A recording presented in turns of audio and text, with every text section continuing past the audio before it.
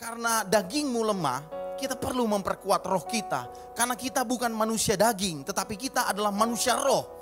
Kalau saudara perlu jalan keluar, saudara perkuat rohmu, saudara akan menemukan jalan keluar di dalam hadirat Allah. Kalau saudara dalam pergumulan, dalam situasi yang berat, saudara perlu datang kepada Tuhan. Karena Tuhan bilang, marilah kepadaku semua yang letih, lesu dan berbeban berat, aku akan memberikan kelegaan kepadanya. Karena kalau saudara ada di rumah Tuhan, saudara memilih tempat yang terbaik. Saudara sementara memperkuat rohmu. Ketika saudara keluar sebentar, saudara seperti pasukan yang siap tempur, menghadapi segala tantangan kehidupan. Dan saudara tidak akan pernah kalah, saudara pasti menang. Karena Yesus ada bersama dengan engkau. Amin ya. Kita manusia roh. Saya bilang sama tim Next Gen, kita ini manusia roh. Dari mana Kak Ramli tahu? Dari Alkitab. Karena Alkitab bilang ketika Allah mengembuskan nafas hidup ke hidung manusia, demikianlah manusia itu jadi hidup. Kalau saudara masih hidup, saudara perlu roh Tuhan. Kecuali saudara nanti kita sudah mati, ya sudah tidak perlu lagi berdoa, datang ibadah, karena orang pasti akan sama-sama terus dengan Tuhan. Pilihanmu adalah pilihan yang terbaik kalau kita ada di rumah Tuhan. So saudara, tidak mudah memilih untuk ada di rumah Tuhan di hari Minggu. Tapi kalau saudara melangkahkan kaki, keputusanmu adalah keputusan yang tepat. Bilang teman kiri kananmu, senang ada di sini bersama dengan engkau. Ini hari Minggu ya. Happy Sunday. Pagi ini saya mau berbicara tentang satu topik berkaitan dengan misi, berkaitan dengan memenangkan jiwa. Yang saya kasih tema I am safe. Saya selamat, diselamatkan. Tapi ada kelanjutannya. Now what? Sekarang apa? Saya selamat. Sekarang saya lulus dengan cum laude. Sekarang saya selamat. Yang sudah diselamatkan, katakan amin. Saya selamat. Saya diselamatkan. Sekarang apa? Orang yang tidak tertarik untuk menjangkau jiwa, orang yang tidak tertarik untuk menjangkau jiwa, memenangkan jiwa, harus memeriksa kembali keselamatannya. Kita perlu recheck lagi. Saya selamat atau moga-moga selamat, atau mungkin selamat. Orang percaya yang tidak tertarik untuk menjangkau jiwa harus memeriksa kembali keselamatannya. Gereja mana saja yang tidak lapar melihat orang untuk datang kepada Yesus harus melihat kembali sumber keselamatannya. Mericek kembali keyakinan mereka tentang keselamatan. Karena saudara, tujuan Allah tidak pernah berubah. Tujuan Allah dari awal sampai sekarang, sampai selama-lamanya, sampai Yesus datang pada kali yang kedua, tidak pernah berubah. Tujuan Allah adalah supaya tidak seorang pun binasa. Tidak seorang pun binasa. Itu tujuan Allah. Dan tujuan Allah tidak akan pernah berubah. 2 Petrus pasalnya yang ketiga ayat yang ke-9 berkata begini. 2 Petrus 3 ayat 9. Firman Tuhan berkata begini. Tuhan tidak lalai menepati janjinya, sekalipun ada orang yang menganggapnya sebagai kelalaian. Tetapi ia sabar terhadap kamu, karena ia menghendaki supaya jangan ada yang binasa, melainkan supaya semua orang berbalik dan bertobat. Matius 18 ayat 14 bilang begini. Demikian juga Bapamu yang di sorga tidak menghendaki supaya seorang pun dari anak-anak ini hilang. Lukas pasal 15 ayat 7 berkata begini. Aku berkata kepadamu, Yesus yang berkata, aku berkata kepadamu, demikian juga akan ada sukacita di sorga karena satu orang berdosa yang bertobat, lebih daripada sukacita karena 99 orang benar yang tidak memerlukan pertobatan. Tujuan Yesus, tujuan Allah tidak pernah berubah. Allah selalu menghendaki supaya jiwa-jiwa orang datang kepada Kristus. Jiwa-jiwa diselamatkan, tidak seorang pun binasa.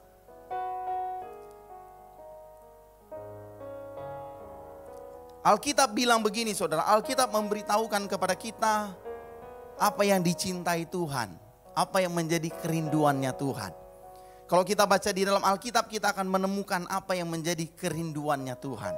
Mari kita lihat ayat hafalan kita dari kecil. Yohanes pasal yang ketiga ayat 16 dan ayatnya yang ke-17. Yohanes pasal 3 ayat 16 dan ayatnya yang ke-17. Firman Tuhan bilang begini. Karena begitu besar kasih Allah akan dunia ini, sehingga ia telah mengaruniakan anaknya yang tunggal, supaya setiap orang yang percaya kepadanya tidak binasa, melainkan beroleh hidup yang kekal. Sebab Allah mengutus anaknya ke dalam dunia, bukan untuk menghakimi dunia, melainkan untuk menyelamatkannya oleh Dia. Jadi Allah sangat jelas dengan hasratnya. Allah punya hasrat, Allah punya kecintaan, Allah punya kerinduan. Apa yang dicintai Allah, apa yang dirindukan oleh Allah. Alkitab bilang karena begitu besar kasih Allah akan dunia ini. Allah mencintai dunia ini. Tapi ada di bagian lain, jangan kamu jadi serupa dengan dunia ini. Itu kata yang berbeda saudara. Dan kalimat berikutnya menjelaskan apa maksud dunia ini. Dunia ini, yang dimaksud dunia adalah Allah mencintai manusia yang terikat, manusia yang terjebak di dalam kerajaan kegelapan. Allah mengasihi orang berdosa. Allah mencintai semua manusia. Allah mengasihi semua manusia. Dan Allah tidak menghendaki semua orang, satu orang pun binasa. Makanya Allah mengutus Yesus anaknya yang tunggal ke dalam dunia ini untuk mencari dan menyelamatkan yang hilang. Saudara, menarik karena Allah tidak mencintai malaikat. Padahal malaikat taat sama Tuhan. Allah tidak mencintai malaikat. Kalau saudara baca di dalam Alkitab, saudara tidak akan menemukan kata yang menunjukkan bahwa Allah mencintai malaikat. Allah rindu untuk ketemu dengan malaikat. Allah mau membangun hubungan yang intim dengan malaikat. Enggak ada saudara. Hewan, binatang, kita cinta binatang. Ada Seifiaki, ada apa? Gerakan sayang anjing, dog. Ada banyak, ada yang sayang kucing, peliharaan, banyak manusia. Tetapi Allah tidak mencintai binatang, hewan. Dunia ini, alam semesta begitu indah. Katanya orang ada 600.000 galaksi yang ditemukan, yang baru ditemukan. Berarti ada yang belum ditemukan, berarti itu mau tambah lagi. Menurut National Geography. Tapi sekalipun alam semesta begitu indah, sekalipun alam semesta begitu luar biasa dengan keindahannya, dengan hasilnya, dengan sumber daya alamnya, tetapi Allah tidak mencintai alam semesta. Yang Allah cintai adalah manusia, kamu dan saya, dan orang berdosa lainnya yang di luar sana. Kita begitu dikasihi Tuhan. Dan kalau saudara, kalau Allah sangat mengasihi manusia, Allah sangat mencintai manusia, kita juga seharusnya sama. Kita juga seharusnya mengasihi manusia. Semakin kita dekat dengan Tuhan, ya, perhatikan ini. Semakin kita dekat dengan Tuhan, seharusnya kita semakin mengasihi jiwa-jiwa. Banyak orang berdoa dan kemudian bila tanya, kenapa ngana suka berdoa? Supaya lebih dekat dengan Tuhan.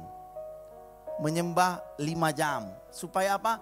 Supaya lebih dekat dengan Tuhan. Dan kalau manusia, kalau ada orang yang suka berdoa dan kemudian diurapi sama Tuhan, kalau dia berdoa orang sembuh,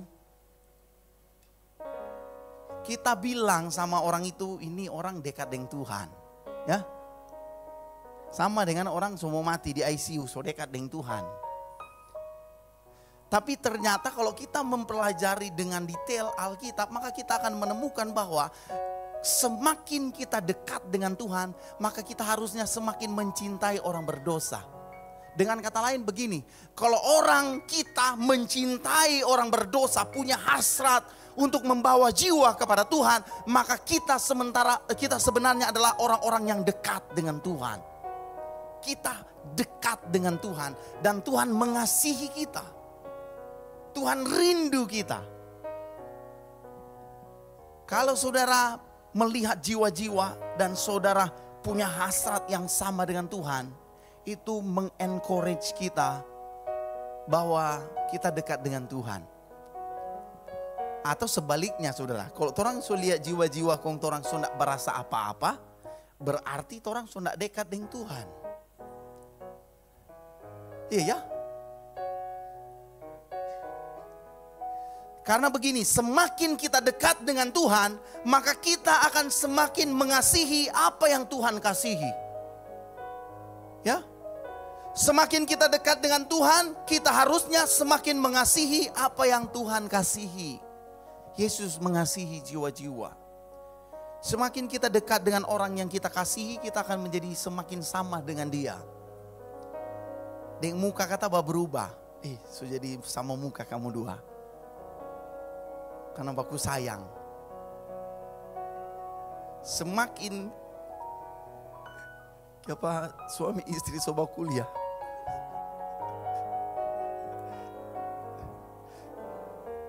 Semakin kita dekat dengan Tuhan, maka kita akan semakin mengasihi apa yang Tuhan kasihi. Jadi seberapa dekat kita dengan Tuhan dapat dilihat dari apa yang kita sukai. Jika kita mengasihi sesama manusia, peduli kepada mereka, itu tanda bahwa kita dekat dengan Tuhan. Itu sign, tanda. Dan saya catat di sini saudara, tujuan utama gereja bukan supaya diberkati, tetapi supaya memenangkan jiwa, win the soul. Kita harus terus mengingat kepada tujuan utama gereja kita. Banyak gereja didirikan untuk memenangkan jiwa. Tujuan utama gereja didirikan adalah supaya orang datang kepada Kristus. Karena arti gereja adalah orang-orang yang dipanggil keluar dari kegelapan kepada terangnya yang ajaib. Orang-orang yang ada di gelap sekarang datang di terang karena ada gereja. Dan tujuan gereja kita perlu terus ingat bahwa kita punya tujuan gereja. Kalau saudara lihat di depan, saudara akan menemukan mobil Grand Max. Tertulis, to win the generation. So they can win the next generation. Memenangkan generasi ini supaya mereka bisa memenangkan generasi selanjutnya setelah mereka. Orang-orang dewasa, orang-orang tua, lihat sekarang banyak anak-anak muda dimenangkan di gereja ini. Anak-anak muda, kamu punya tanggung jawab yang sama untuk generasi setelah kalian. Setelah saya sudah diselamatkan, puji Tuhan. Yang penting kita sudah diselamatkan. Yang lain ya dia urusan dengan Tuhan. Karena keselamatan itu urusan masing-masing. Tidak demikian saudara. Roma pasalnya yang ke-10 ayat 9 dan 10 bilang begini. Sebab jika kamu mengaku dengan mulutmu bahwa Yesus adalah Tuhan. Dan percaya dalam hatimu bahwa Allah telah membangkitkan dia dari antara orang mati. Maka kamu akan diselamatkan. Karena dengan hati orang percaya dan dibenarkan, dan dengan mulut orang mengaku dan diselamatkan. Setelah kita diselamatkan, Kita bersyukur kita diselamatkan. Setelah kita diselamatkan, kita punya tugas, tanggung jawab. Kita punya panggilan yang sama untuk membawa orang kepada Kristus. Kita punya tugas yang harus kita lakukan. Apa tugas orang percaya? Mari kita lihat 2 Korintus pasalnya yang kelima ayat 18 sampai 21. 2 Korintus pasal 5 ayat 18 sampai ayatnya yang ke-21. Firman Tuhan bilang begini.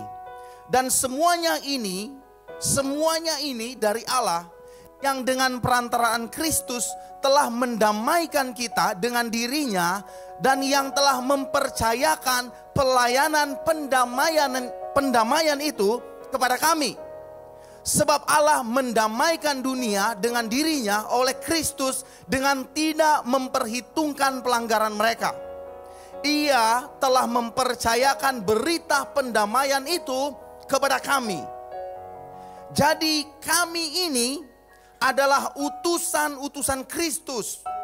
Seakan-akan Allah menasehati kamu dengan perantaraan kami. Dalam nama Kristus kami meminta kepadamu, berilah dirimu didamaikan dengan Allah. Ayat 21 bilang, Dia yang tidak mengenal dosa telah dibuatnya menjadi dosa karena kita, supaya dalam Dia kita dibenarkan oleh Allah. Ketika kita berdosa, kita terpisah dari Allah. Tetapi kemudian Kristus mendamaikan kita dengan Allah dan kita dimerdekakan. Setelah kita dimerdekakan dengan Allah, maka Kristus mempercayakan berita pendamaian itu kepada kita orang percaya. Kalau kita belum dimerdekakan, belum didamaikan, tugas pemberitaan, tugas berita, memberitakan karya pendamaian, itu bukan tugas kita. Tapi kalau kita diselamatkan, kita telah ditebus dari dosa, dan kemudian kita ada di dalam keselamatan, maka kita punya tugas. Kristus telah mempercayakan berita pendamaian itu kepada kami. Kita punya tugas untuk memberitakan berita pendamaian. Semua orang percaya. Karena begini saudara, kalau saudara percaya, saudara yakin, saudara percaya, apa jaminannya? Kalau saudara yakin, saudara percaya, apa jaminannya? Kristus. Tapi kalau saudara tidak pernah memberitakan Injil, maka jangan-jangan kita belum diselamatkan. Karena dari mana kita tahu bawa oto? Ada SIM. Coba ngana bawa oto. Ada SIM belum tentu ngana tahu bawa oto. Bawa itu oto. Baru orang tahu, kita bisa bawa oto. Kalau kita memberitakan Injil, maka kita tahu bahwa kita diselamatkan. Tugas pemberitaan Injil adalah tugas kita. Jadi kami ini adalah utusan-utusan Kristus. Seakan-akan Allah menasehati kamu dengan perantaraan kami. Kita adalah utusan Kristus. Wah, saya senang gereja sidang jemaat Allah.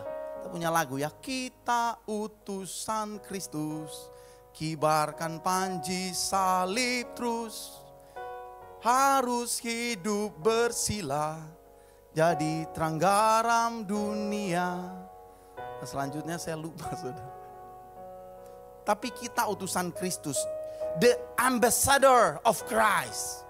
Kita adalah utusan Kristus. Saya beberapa tahun lalu, saya lupa tahun 2019 atau 18 itu ya. Saya mau ke Korea saudara. Annyeonghaseyo. Tapi nggak sampai-sampai. Ada saudara mau ke Korea. Kalau saya waktu itu mau ke Korea, saya nggak bisa urus visa di duta besar Australia. Nggak bisa saudara. Ngurus visa ke Korea harus kemana? Duta besar Korea. Saya pergi di Jakarta. Ya, semua tulisannya Korea. Gak ada satupun yang saya mengerti. Mungkin karena itu saya gak mengerti bahasa Korea, saya gak tembus. Jadi saya gak bisa tembus ke Korea waktu itu. Mudah-mudahan bisa tembus berikutnya. Saya nggak dapat visa, saya nggak bisa ke Korea. Walaupun saya sudah punya tiket ke Korea dan saya udah ada undangan ke Korea. Saya sudah mendaftar acara di Korea. Saya nggak bisa ke Korea, nggak punya tiket, nggak punya visa.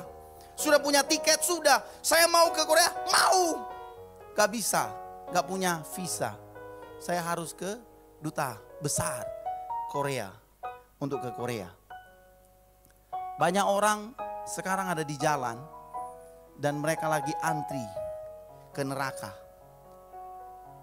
Kita sebagai duta besarnya Tuhan, utusan-utusan Kristus, the ambassador of Christ, kita adalah duta besar. Kita punya tugas, tinggal lihat, ngana mau pergi surga? Mana kita kasih visa pangana? Napa tuh Yesus? Kalau ada cap Yesus, kamu ke surga. Tapi melalui siapa? Duta besar. Lihat teman kiri kananmu, kamu tuh duta besar. Benar saudara? Benar ya? Itu Alkitab bilang kita duta besar, utusan-utusan Kristus. Artinya duta besar. The ambassador of Christ. Kalau saudara mau ke surga harus melalui duta besar. Kamu punya kuasa, makanya Tuhan kasih kuasa. Karena kenapa? Karena kalau kamu gak punya kuasa, kamu gak bisa jadi duta besar.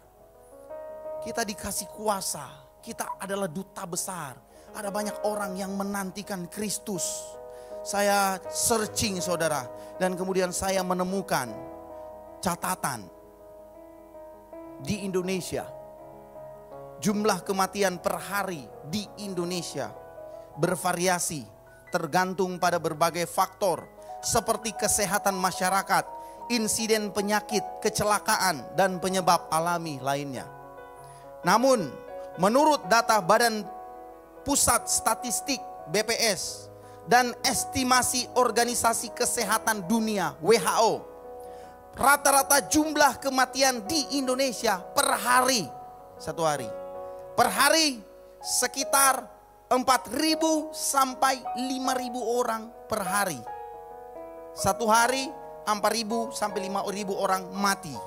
Kita ambil rata-rata 4,5, 4.500 orang per hari. Itu berarti setiap jam ada 187 orang yang mati.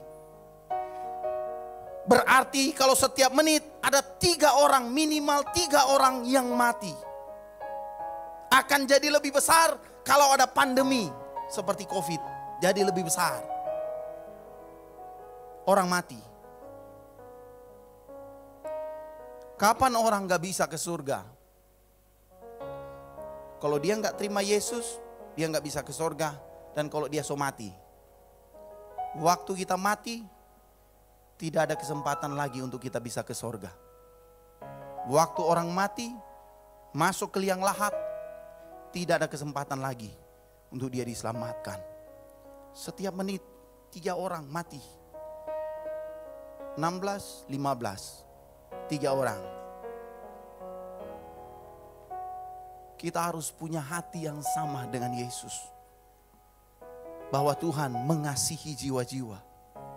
Tidak ada seorang pun dari umat manusia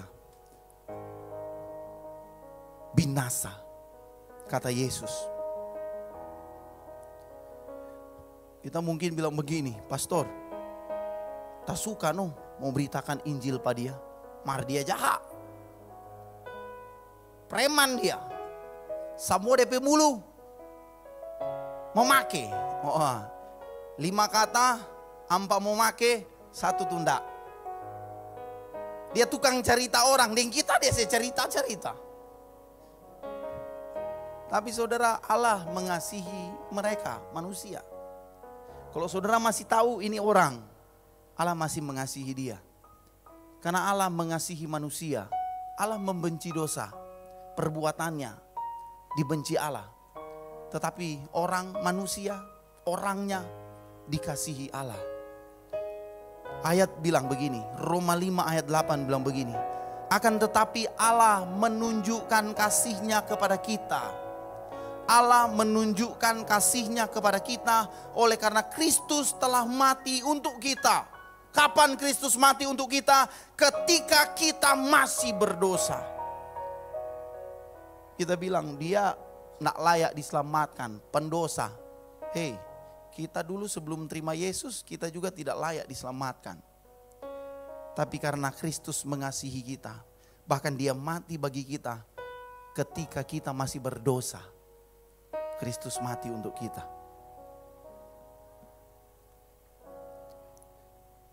Saya bilang begini, saya selalu suka pakai ilustrasi ini saudara. Kalau saya khotbah tentang penginjilan, memberitakan Injil. Vi, tolong saya ambil sepatunya di tempat duduk. Saya selalu bilang begini, weh, ini sepatu baru saudara. Bagi yang sepatunya robek, hubungi saya. Yang penting nomornya pas. Saya bilang begini, jangan bilang orang sepatumu robek. Gak usah bilang DP sepatu robek saudara. Dia so tahu DP sepatu robek. Kasih dia sepatu yang baru. Jangan bilang DP sepatu robek. Dia so tahu.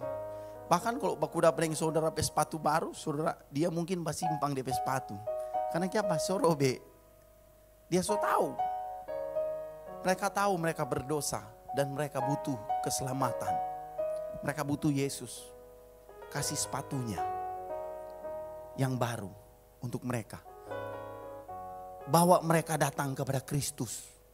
Tawarkan Yesus kepada mereka, berita Injil. Tawarkan saudara. Karena untuk itulah kita dipanggil.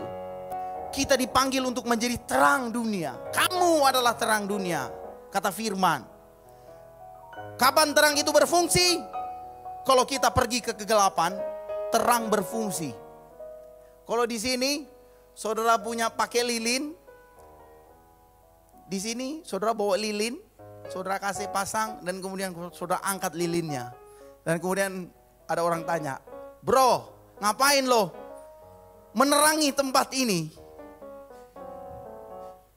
Makan apa lo semalam? Langsung dapat periksa DP kepala. Udah sehat? Betul ya? Tapi kalau di kegelapan dan kemudian kita pasang lilin, buat apa? Menerangi kegelapan. Berfungsi. Kegelapan akan lari kalau terang datang. Kamu adalah terang dunia, kita harus pergi di kegelapan. Pergi saudara. Baru torang berfungsi. Terang. Karena kegelapan gak perlu usir. Kegelapan tidak perlu diusir. Dia akan pergi dengan sendirinya kalau ada terang datang. Yang percaya bilang amin. Siapapun kamu,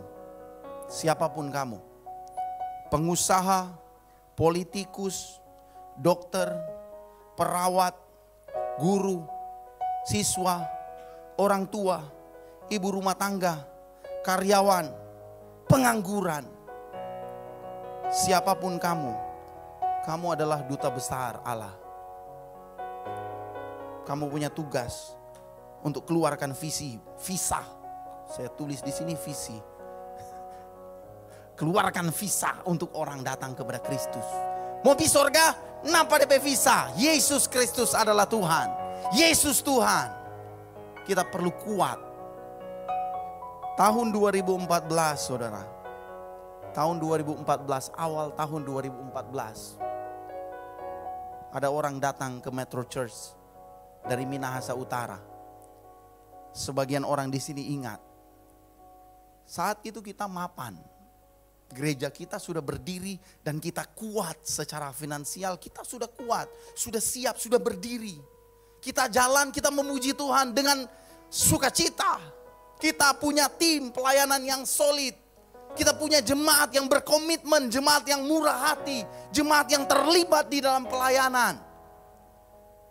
Kemudian ada tantangan misi datang tahun 2014. Apakah orang mau terima, mau hati Tuhan atau tidak? Banyak tantangan waktu itu saudara. Banyak tantangan. Banyak rintangan. Gak ada tempat. Kalau mau berdiri gereja itu berarti kita harus menyediakan tempat ibadah. Itu berarti kita punya pengeluaran akan lebih besar. Itu berarti kita akan berurusan dengan orang lain, dengan semakin banyak orang. Dengan orang yang bahkan belum kita kenal. Apakah mereka akan berkomitmen sama dengan jemaat di Manado berkomitmen atau tidak? Tapi puji Tuhan, tim pelayanan, tim ministry, diaken, tim keuangan, tim pastoral bersatu hati sama-sama, ayo orang bangun. Dan sekarang ada 200 lebih jemaat di Minahasa Utara, Metro Church Minahasa Utara. Ada 200 orang sekarang yang beribadah juga kepada Tuhan, yang memuji Tuhan. Kalau orang gak ada hati untuk misi, orang cuma ya senang-senang jo dulu.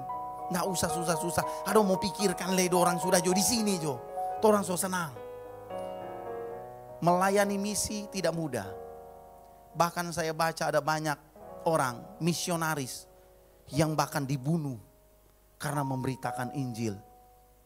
Ada banyak orang yang berkorban, rela mempertaruhkan segalanya untuk melayani Tuhan, untuk bekerja di ladang misi. Ada orang yang bahkan mungkin mereka gak punya makanan di rumah, tapi karena kebutuhan misi, mereka bawa persembahan misi di gereja. Jemaat bawa. Dan kita bisa buka di Minut, kita buka di Tomohon, kita buka di Minahasa Tenggara, kita buka di Bitung. Dan bukankah itu pekerjaan yang besar? Suatu sukacita ketika kita bisa melihat orang datang kepada Kristus dan memuliakan Bapa di sorga. Keselamatan kita bukan cuma milik kita, tapi milik orang lain. Ayo kita punya hati yang sama dengan Yesus. Punya hati untuk jiwa-jiwa. Kita dipanggil untuk membawa jiwa kepada Tuhan. Dimanapun Anda ditempatkan, ketika ada orang yang belum kenal Kristus, Anda berarti di tempat yang tepat untuk menjadi duta besar kerajaan sorga. Bawa jiwa kepada Tuhan. Lihat teman kiri kananmu, bilang, ayo kita kasih visa sama orang datang kepada Kristus.